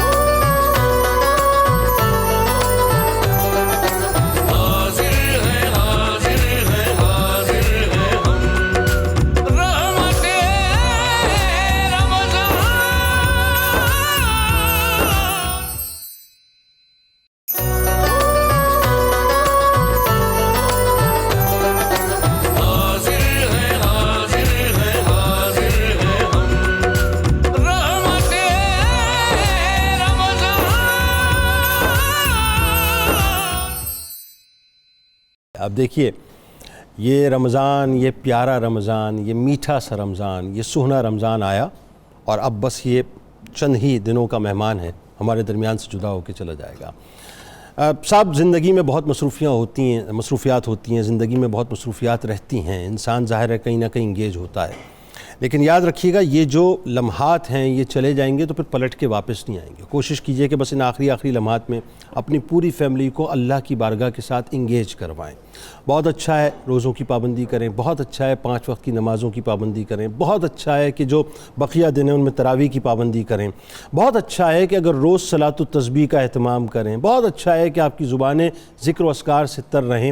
بس جو کچھ کمائیے ناظرین یہی ہے, یہ ذہن میں رکھیے گا. اور سب نے ہی جانا ہے ظاہر ہے, لیکن کیا یہ اچھی بات ہو کہ توشہ آخرت ہمارے جانے سے پہلے وہاں روانہ ہو جائے, تو اس سے اچھی اور کوئی بات ہو نہیں سکتی. اب ذرا یہ بتائیے, قرآن کی بات ہو رہی تھی پروفیسر صاحب, کہ اگر میں یہ سوال آپ سے کہوں کہ قرآن کی اہمیت, قرآن اور صاحب قرآن کی زبانی ہمیں بتائیے, اور ساتھ ساتھ ہمیں یہ بھی بتائیے کہ صاحب قرآن کی قرآن کے ساتھ جو محبت ہے وہ کیا ہے. لیکن چونکہ وقت مختصر ہے تو آپ نے یہ بھی سجیسٹ کرنا ہے, اب ظاہر ہے چونکہ 2 تاک راتیں اور کوئی ایک اس میں ظاہر شب قدر ہے, تو ان راتوں میں عبادات کا سلسلہ کیا ہونا چاہیے وہ بھی ساتھ ساتھ بتائیے گا. قرآن کریم کا ہم مطالعہ کریں تو وہ ہمیں بتاتا ہے کہ میں نطق مصطفیٰ ہوں. آہا. اور نبی اکرم رحمت عالم صلی اللہ علیہ وسلم سے ہم اس بارے میں آپ کی بارگاہ میں جائیں تو آپ فرماتے ہیں یہ میرا کلام, ایک حرف پڑھو گے اللہ 10 نیکیاں عطا کرے. من قرأ حرف من قرآن فلہ 10 حسنات. لا اقول الف لام میم حرف بل الف حرف لام حرف میم حرف. سبحان اللہ. الف لام میم کہا, عام دنوں میں 30 نیکیاں ملی, تو یہاں تو وہ نیکیاں 70 گنا بڑھا دی گئی ہیں۔ تو اب قرآن کریم کے ضمن میں اپنے دیکھنے والوں کی خدمت میں مؤدبانہ عرض کروں گا کہ آئیے اس کتاب کے گرد جمع ہوں۔ یہ وہ مقدس کتاب ہے جو اپنا تعارف اس انداز میں عطا کر رہی ہے جو اس کے علاوہ کسی کے پاس نہیں ہے۔ اس سے پوچھو کہاں تھے، کہتا فی لوح محفوظ۔ کس نے اتارا، تنزیل من رب العالمین۔ کون لایا، نازل بہ الروح الامین۔ کس کی طرف آئے، نزل علی محمد۔ کب آئے، شہر رمضان۔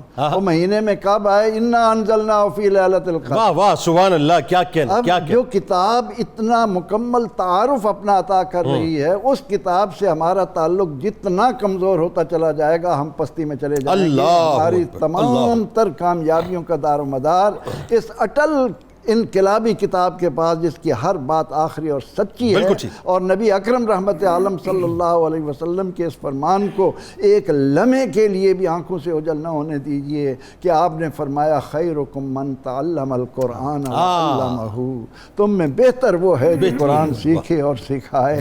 جہاں تک ان مقدس راتوں میں عبادات کا تعلق ہے، میں یہ کہوں کہ 1000 رکعتیں پڑھیں، 2 رکعتیں پڑھیں، لیکن آپ صلی اللہ علیہ وسلم نے حضرت ابی ابن کعب رضی اللہ عنہ کو اپنی زبان اقدس سے جو عبادت عطا فرمائی وہ آپ کی ذات اقدس پر درود و سلام ہے۔ سبحان اللہ۔ اور اماں عائشہ صدیقہ سلام اللہ علیہا نے دعا مانگی، وہ تو دعا بتائیے نا، انہوں نے یہ تو سننے والوں کو بتائیے تاکہ وہ نوٹ کریں۔ یا رسول اللہ صلی اللہ علیہ وسلم، مجھے اگر یہ رات مل جائے تو میں اللہ سے کیا مانگوں؟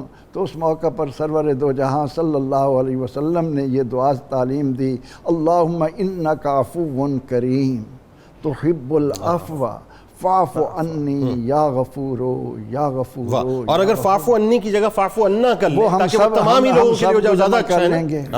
وہ تو ان کے لیے تھا نا، اجتماعی طور پر ہم نا کا جمع متکلم کا صیغہ لے آئے تو فاعف عنا ہم سے درگزر۔ بہترین۔ ڈاکٹر صاحب اب اس میں ایک بڑے چپتا ہوا سا سوال ہے، ساری باتوں کے بعد کیا وجہ ہے کہ مطلب اس کلام پاک سے بڑھ کے تو کچھ نہیں، لیکن اس کے باوجود امت کی دوری ہو گئی، اور پھر دوری ہوئی تو ایسی دوری ہوئی کہ امت کی تباہی بھی ہو گئی؟ تو ذرا یہ بتائیے یہ کیا ہے، اور دوسرا آپ بھی ذرا کچھ سجیسٹ کریں لوگوں کو عبادات کے حوالے سے کیا کیا جائے۔ اقبال نے کہا تھا نا جی، اور ہم خوار ہوئے تارک قرآن ہو کر۔ ہمارا بھی عجیب المیہ ہے کہ ہم وہ زمانے میں محترم تھے، وہ زمانے میں معزز تھے مسلمان ہو کر، اور ہم خوار ہوئے تارک قرآن ہو کر۔ ہم لیلۃ القدر کو تلاش کرتے ہیں، جس چیز کے لیے لیلۃ القدر بنی ہے اس کو ہم نے بھلایا ہوا ہے، اور وہ قرآن کریم ہے۔ احسان دانش کے 2 شعر میں سناتا ہوں آپ کو۔ بندے نہیں خود واقف تحقیق و تجسس، الزام کہ بے سود ہیں قرآن کے اوراق، اللہ اکبر، دستور حقیقت میں ہے دستور محمد، احسان یہی شہد ہے ہر زہر کا تریاق۔ اور علامہ اقبال نے تو اس پہ مہر لگا دی نا، گر تو می خواہی مسلمان زیستن، نیست ممکن جز بقرآن زیستن۔ اگر آپ بحیثیت مسلمان زندہ رہنا چاہتے ہیں تو قرآن کریم کو چھوڑ کر کوئی تصور نہیں ہے آپ کے مسلمان ہونے کا۔ لیلۃ القدر میں اگر ہم اپنے اوقات کو جتنے بھی میسر ہوں 3 حصوں میں بانٹ لیں۔ وہ کیا؟ ایک حصہ ہم مخصوص کر لیں تلاوت قرآن کریم، بہت اچھی بات۔ ایک حصہ ضرور مخصوص کریں نوافل کے لیے، واہ بہت اچھی بات۔ اور اگر اس میں صلاۃ التسبیح پڑھ سکیں تو بہت عمدہ ہے، واہ۔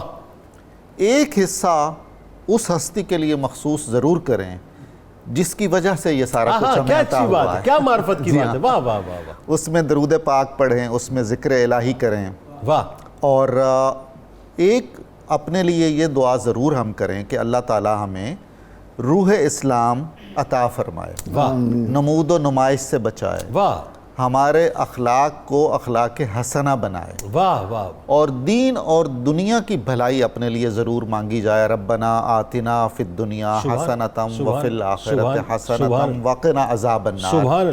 میں تو یہ سمجھتا ہوں کہ اگر ہم اس طرح تقسیم اوقات کر لیں گے تو بہت اچھا، بہت اچھا، بہت اچھا، سبحان اللہ سبحان اللہ۔ آخر میں فائنلی پروفیسر صاحب اب آپ بتائیے کہ قرآن ظاہر ہے ہر ایک کے لیے ہدایت ہے، لیکن ہر ایک کے لیے ہدایت نہیں بھی ہے، وہ کیا ہے ذرا معاملہ بتائیے، اور آپ بھی کچھ عبادات کے بارے میں بتائیے۔ جی جنید بھائی، قرآن مجید فرقان حمید میں ہدی للناس کے الفاظ بھی ہیں اور ہدی للمتقین کے الفاظ بھی ہیں۔ ٹھیک، ہدی للناس سے مراد یہ ہے کہ یہ تمام لوگوں کے لیے ہدایت ہے، اور ہدی للمتقین سے مراد یہ ہے کہ یہ متقین اور پرہیزگاروں کے لیے ہدایت ہے۔ اس کو ہم اس انداز سے سمجھتے ہیں کہ بارش زمین پر برستی ہے، اب بارش تو ساری زمین پر برستی ہے، لیکن بنجر زمین کے اندر چونکہ پیداوار کی صلاحیت نہیں ہوتی تو وہ بارش سے کوئی فائدہ نہیں اٹھا سکتی، اور زرخیز زمین کے اندر چونکہ یہ صلاحیت ہے تو وہ بارش سے فائدہ اٹھا لیتی ہے۔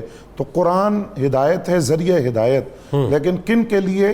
لوگوں کے لیے ہے، لیکن لوگوں میں سے بھی فائدہ وہ اٹھائیں گے، شرط لگا دی گئی کہ جو متقین ہیں۔ ٹھیک ہے، لیکن یہاں سوال ذہن میں یہ آتا ہے کہ جو پہلے ہی متقین ہیں تو وہ قرآن مجید سے ہدایت کس طرح مزید کیسے اٹھائیں گے؟ جو پہلے ہی تقویٰ ہے، پرہیزگاری ہے، متقین ہے، تو اس کا جواب مفسرین نے لکھا ہے کہ یہاں تقویٰ سے مراد تقویٰ کی بنیادی باتیں ہیں، کیونکہ تقویٰ کے بھی کئی درجات ہیں۔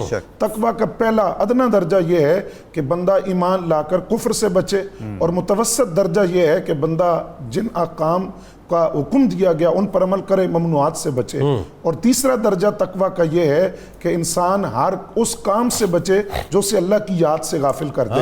تو قرآن سے ہدایت لینے کے لیے کم از کم تقویٰ کا ادنا درجہ تو موجود ہونا چاہیے کہ وہ ایمان کی طرف آ جائے، کفر سے نکل کر، تو تقویٰ کی جو بنیادی ورثہ ہے وہ اس کی ذات میں پایا جائے تو وہ قرآن سے ہدایت حاصل کر سکتا ہے۔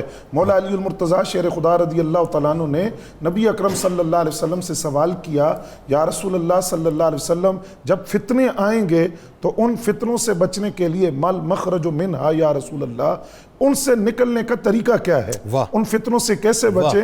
تو نبی علیہ السلام نے فرمایا کہ اے علی قرآن کو مضبوطی سے پکڑ لینا، قرآن کا دامن تھام لینا، تم فتنوں سے بچ جاؤ گے۔ اور فرمایا میں گارنٹی دیتا ہوں، اس بات کی گارنٹی دیتا ہوں، فتنوں کے اندر جو بندہ قرآن کو مضبوطی سے پکڑ لے گا نہ وہ گمراہ ہوگا نہ وہ ہلاکت میں پڑے گا۔ اور یہ تو حدیث شریف ہے نا کہ قرآن شفاعت کروائے گا بروز حشر۔ بالکل، روزہ اور قرآن دونوں شفاعت کروائے گا، بالکل ٹھیک۔ اور دوسرا یہ بات بڑی توجہ طلب کہ قرآن رسی ہے، ایسی رسی کہ جو بندے کو اپنے رب سے ملاتی ہے۔ اس کا ایک سرا اللہ تعالیٰ نے اپنی شان کے مطابق اپنے پاس رکھا ہے، وہ اس سرے کو نہیں چھوڑتا، یہ بندہ ہے کبھی چھوڑ لیتا ہے کبھی پکڑ لیتا ہے، یعنی وہ رسی جس کو پکڑ کے آپ جو ہے وہ اللہ کی بارگاہ میں چلی گئی۔ جس طرح حضرت عبداللہ ابن مسعود رضی اللہ تعالیٰ عنہ سے نبی علیہ السلام نے فرمایا اگر رب سے ہم کلام ہونا ہو تو قرآن پڑھا کرو۔ قرآن پڑھنے ایسے ہی ہے جیسے بندہ رب سے ہم کلام ہو جاتا ہے۔ آخر میں عبادات کے بارے میں جی بالکل، عبادات کے حوالے سے حضرت مولا علی المرتضیٰ رضی اللہ تعالیٰ عنہ کا ہی ایک فرمان ہے، آپ نے فرمایا کہ لیلۃ القدر کے اندر 7 مرتبہ سورہ قدر کی تلاوت کرے، اس سے اللہ تعالیٰ اس کے گناہوں کو بھی معاف فرمائے گا اور 70,000 فرشتے اس کے لیے مغفرت کی دعا کریں گے۔ بہت شکریہ، بہت شکریہ آپ تینوں احباب کا آپ تشریف لائے۔ ناظرین کرام، 2 گھر ہیں، ایک گھر وہ ہے جس کے اندر ممکنہ شب قدر کے موقع پر، بلکہ شب قدر کے موقع پہ فرشتے تشریف لاتے ہیں اور تمام گھر والوں سے ملاقات کرتے ہیں، ملاقات کرنے کے بعد ان کی سلامتی کی دعائیں بھی کرتے ہیں، ان کی عرضیوں کو سنتے ہیں، سننے کے بعد اس کو ظاہر نوٹ کرتے ہیں، نوٹ کرنے کے بعد مصافحہ بھی کرتے ہیں، اس کا لمس، اب یہ قدرت کی شان ہے، ان کو محسوس ہو جائے کہ نہ ہو، لیکن پھر یہ تمام باتیں لے کے رحمتوں کے ساتھ جو ہے وہ رحمتیں برساتے ہوئے چلے جاتے ہیں اللہ کی بارگاہ میں۔ اور ایک وہ گھر ہے ناظرین بالکل اس کے ساتھ لگا ہوا ہے جہاں پر فرشتے جانا ہی پسند نہیں کرتے۔ فرق کیا ہے؟ فرق صرف اتنا ہے کہ جس گھر میں وہ گئے تھے اس گھر کے اندر گھر والے اللہ کی بارگاہ میں جھکے ہوئے تھے، اور دوسرا جو گھر ہے جس میں جانا پسند نہیں کیا اس گھر کے باہر تالا لگا ہوا تھا، کیونکہ وہ لوگ اللہ کی بارگاہ میں نہیں تھے بلکہ اپنی اپنی ضروریات کو خریدنے کے لیے بازاروں میں نکلے ہوئے تھے۔ پیمانہ خود بنا لیجئے صاحب کہ گھر کو تالا لگا کر بازاروں میں جانا ہے یا گھر کو کھلا رکھ کر فرشتوں کا استقبال کرنا ہے۔ اس سے آگے میرا خیال ہے اب میں کچھ سمجھا نہیں سکتا۔